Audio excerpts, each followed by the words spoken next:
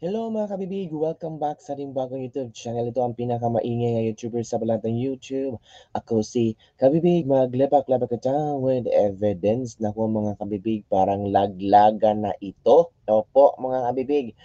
Hay nako, nilaglag na mga senador si Bongbong Marcos sa kanyang alyansa.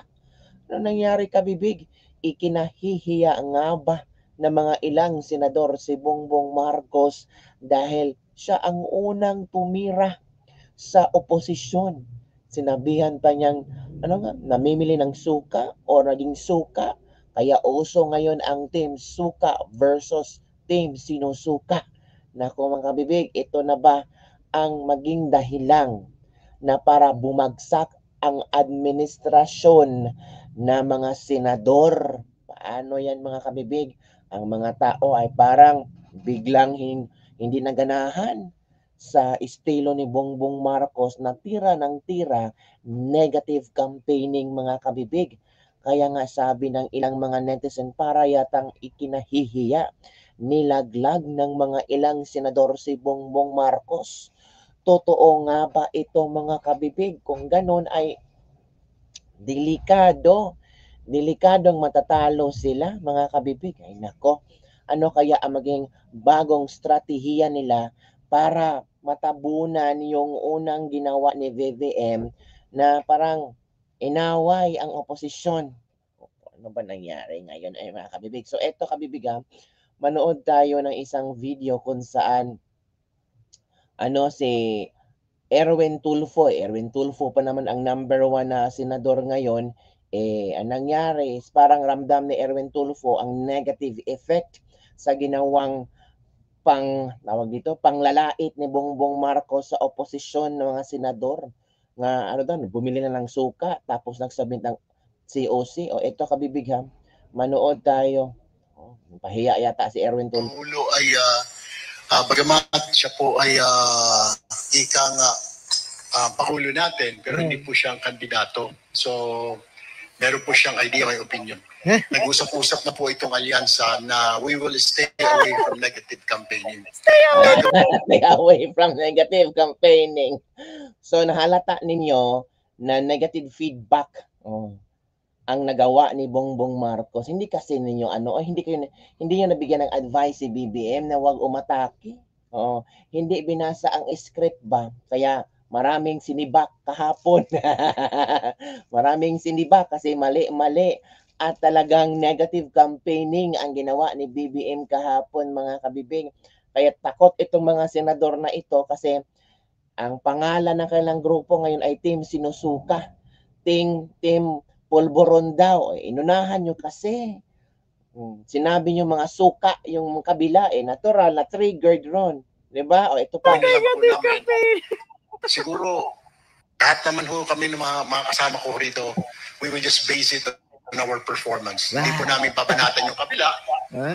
Hindi na papanatan ang kabila. Natuto na kayo. Diba? Negative campaigning is still negative campaigning at ayaw nyo nang bumanat sa kabila. Napahiya kayo. Napahiya kayo sa ginawa ng inyong presidente.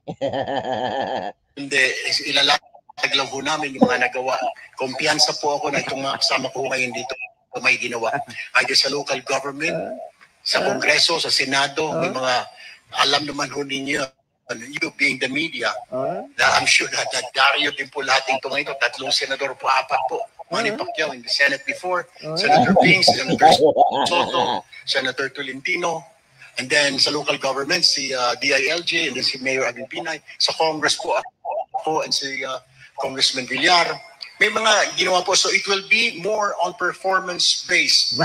That's yung po na pag-usapan po namin. Avoid daw nila yung negative campaigning. Pero ang number 1 na nag-negative campaign, ang presidente. Ay, Diyos ka! Sa bagay, kasi sabi ni Tolpo, performance-based daw. Wala namang magandang performance na pwedeng ibida si Mr. President So, negative campaigning na lang. Tama.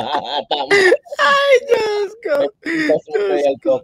Ang presidente, siya yung namuna sa proclamation rally. Siya pa ang nakasira. Tama, nasira talaga.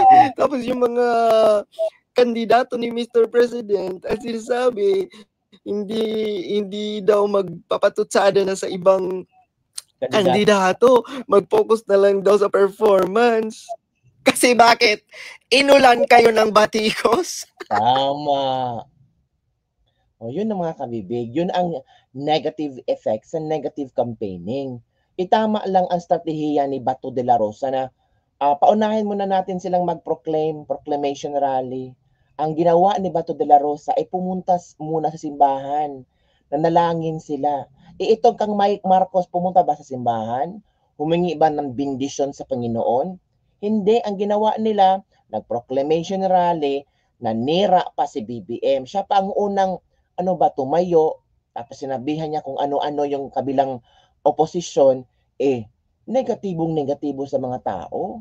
Lalo na sinabihan niyang suka, natural. Ano na ngayon? Di ba? Kaya si BBM bumawi. Bumawi si BBM. Ano bang pagbawi ang ginawa ni BBM? Ito. Nako, nangako na naman si BBM para pang iwas negative comment. Punta siya sa pangako. Nako, ang mga pako na nangako, ako. Ito si BBM, nangako na naman si BBM. Ito na. Na sila'y uupo. Pag nanukot sila sa Senado, unang araw pa lang, hindi na po sila mag-OJT. Alam na nila ang gagawin nila. Alam na nila ang problema na hinaharap ng ating mga kababayan. Wow! Para bigyan ng kaunting tulong. Kaunting tulong! Kaunting tulong lang, Mr. President! Ay, Diyos ko! Nangangako na naman! Nangangampanya na naman! Ay, pangako na naman. O, diba? Pangako naman si BBM, hindi daw mag-OJT. Kung mananalo itong mga kandidato niya, it means, yung pagkapanalo mong presidente, nag-OJT ka lang. 3 years yung pag-OJT mo, wala kang nagawa. Grabe ka namang Bongbong Marcos. Yung estilo mo sa campaign ngayon, pumatok na yan. Ang mga tao ayaw na ikaw pakinggan. Ayaw na lang mabudol-budol. Diba? Sabi nga ni Pangulong Duterte, kung talagang mayroon kang nagawa bilang presidente sa 3 years mong pag-upo-upo dyan, no need na ng negative campaigning. Kasi bobotohan kaya agad kayo ng tao. Kung naibaba mo ang presyo ng bigas ng 20 pesos, yun. Parang ang mga tao ay maniniwala sa iyo. Pero wala Sobrang taas ng presyo ng bigas, sobrang baba ng presyo ng drogas. Diba mga kabibig? So kaya nga, ang mga tao ngayon ay hindi naman naniniwala kay BBM. Paano na yan? Ano kaya maging reaksyon ng mga netizen ngayon na parang Team Suka versus Team Sinusuka. Sino ba ang Team Sinusuka dyan? Mag-ingay ang mga Team Sinusuka. Grabe mga kabibig, as in kahapon pa lang banat ang mga Duterte kasi binanatan sila natural. Babanatan din nila, hindi naman sila magpapaano. Alam mo namang matapang si Tata Digong. So natural, binanatan niya. Ay, naku mga kabibig. Sabi ni Erwin Tulfo, meron tayong laban sa mahal na bilihin. 3 years ng mahal ang bilihin, kailan kayo lumalaban? Ano kaya ang laban ni Erwin Tulfo? So inamin din niya na mahal na talaga ang bilihin. Siya nang gagawa ng way, hindi ikaw, Bongbong Marcos, umalis ka na dyan. Wawa naman si Bongbong Marcos. Si Erwin Tulfo pa talaga ang maghahanap ng way para bababa ang presyo ng bigas. Alam pala ni Erwin Tulfo bakit hindi siya nang gumawa ng aksyon. Di ba? Ay, nako mga kabibig. Ito talaga. Pahayag ni Marcos Jr. ukol sa SCS pinalaga ng China paggamit sa isyong ito para politika manipulasyon. Totoo naman. Sinabi niya, yung mga yung sa mga parang sinabi niya mga pro-China, no? Ito na. Nag-react na talaga. Di ba? Iba talaga ang strategy ni Marcos. Ito na. Ayon sa isang Chinese ng mariing pagtutol ang China saan ito'y paggamit ni Pangulong Marcos Jr. sa issue ng South China Sea para sa pampolitikang manipulasyon. Samantala, mid-range missile system na idineploy ng US sa Pilipinas nagdudulot daw ng malubhang pinsala at banta sa seguridad ng rehiyon ayon sa isang Chinese official. Si Creslin Catarong magbabalita. Lumespak ang China sa pahayag ni Pangulong Ferdinand Marcos Jr. patungkol sa South China Sea. Nagkaroon kasi ng proclamation rally para sa kanyang Senate candidates sa Ilocos Norte kamakailan lang. Sa naging talumpati sa nasabing rally, sinabi ni Marcos Jr.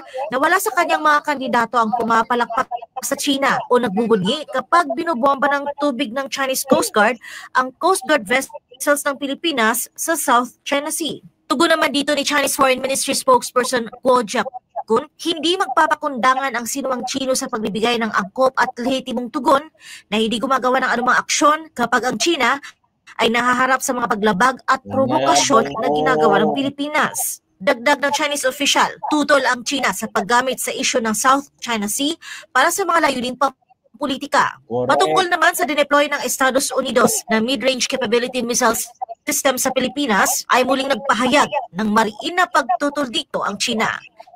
Sinabi ng tagapagsalita ng Chinese Foreign Ministry na nagdudulot ito ng malubhang pinsala at banta sa seguridad ng rehiyon.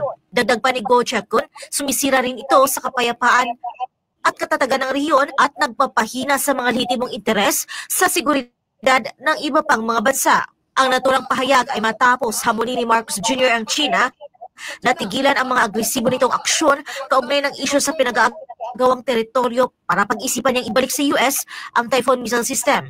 Iginiit naman ng Chinese official na ang Pilipinas ay paulit-ulit na nagbabago ng pahayag hinggil sa isyu ng pag-deploy ng Typhoon system. Aniya, una ay sinabi ng gobyerno ng Pilipinas na ang pag-deploy ay temporary lamang at ang nasabing equipment ay aalisin sa bansa matapos ang mga military exercise. Ngunit sa halip, nagbabalak pa ito na makakuha ng sarili nitong mid-range system at magpakita ng kakayahan na nagpapahiwatig ng banta o pangamba sa iba kung saan iniugnay pa sa isyu ng South China Sea. Una rin nagpahayag si Defense Secretary Gilberto Teodoro na plano ng Pilipinas na makakuha ng sarili nitong mid-range system. Ipinunto pa ng Chinese official na ang pag-deploy ng Typhoon missile system dito ay napakadelikado at nagpapakita ng geopolitical na pagtutunggali na walang maidudulot ng magandang epekto para sa kahit na sino. Binigyang din naman ito na hindi magpapakundangan ang China kapag ang mga interes nito sa seguridad ay nasira o bantaan. Kaugnay dito, nanawagan ang China sa Pilipinas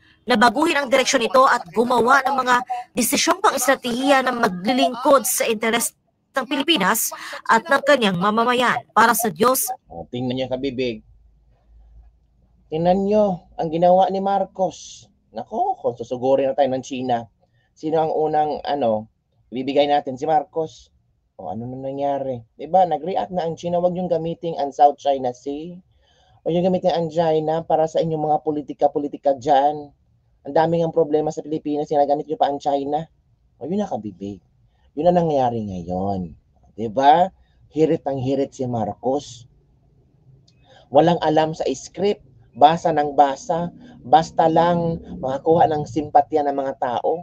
Yung problema, nakuha ba niya ang simpatya ng tao? Hindi.